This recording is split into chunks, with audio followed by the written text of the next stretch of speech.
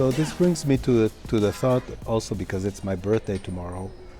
When I was a child, I was the first child to my parents and the first grandson to my grandfather. It was a few years after the Holocaust. I'm like second generation. My parents were in the Holocaust. And I remember when I was a child growing up in Strasbourg in France, my grandfather and my father, all the time they were asking me, Qu'est-ce que tu veux être quand tu seras grand? What do you want to be when you're big? When you're in French, it's big, but when you're older. And as if I had a choice. I mean, everybody knew I have to be a doctor. I think they meant like what specialty of, what are you going to specialize in? Which field of medicine? And now, as I turn tomorrow, I'll be 62. I think this is the age they mean. What do you want to be when you're old? I mean, you're old enough to know that whatever you want to be, you've had the time to become it. And you think of the people who did not make it to 62. Some people didn't make it to 22. So on one side, it's very, very sad. Okay? And this is a very sad day. But today, I have like mixed Jewish and Buddhist philosophy way of looking at life. And I'm also a biologist, and also I write, and I love cinema, and I love arts. And, if you think of yourself when you're small, I mean, not like 5-year-old, let's say 5 hours old, or maybe 5 hours before you were born, or maybe even 3 months before you were born, or 6 months before you were born.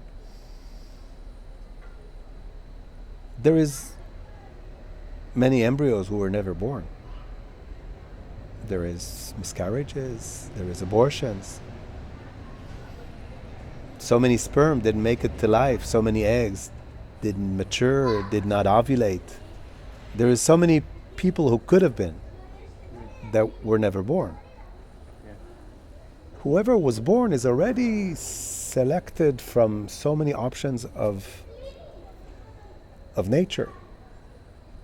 If you're looking at Darwin, I mean, just to be born is already an event. It's a miracle. It's a miracle. And now you're using your tools as a painter. I'm using my tools as a scientist, as a medical doctor, and we're enjoying color, we're enjoying sound, we're enjoying our senses. And whoever was born and lived and enjoyed this for a while, at the end, he knew that he was going to die eventually. And I miss my brother Amos very much. He lived for 22 years. But he lived his life with many, many senses. He wrote songs, and he was a painter like you. We published a book with his paintings and his songs. And he had a presence in this universe. He had a presence here.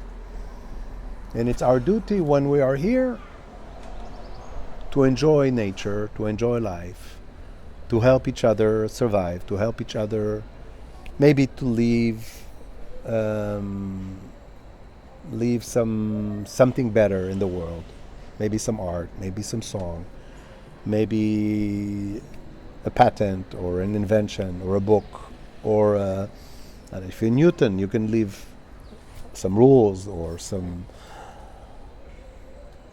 If you're Einstein, you leave some formula, but you don't need to be that. I mean, you can leave with an EA and live. I mean, you live and you stay in the world, you enjoy, you absorb, and you have to leave something behind you, the memories, and you have to leave some stories. I love stories, so.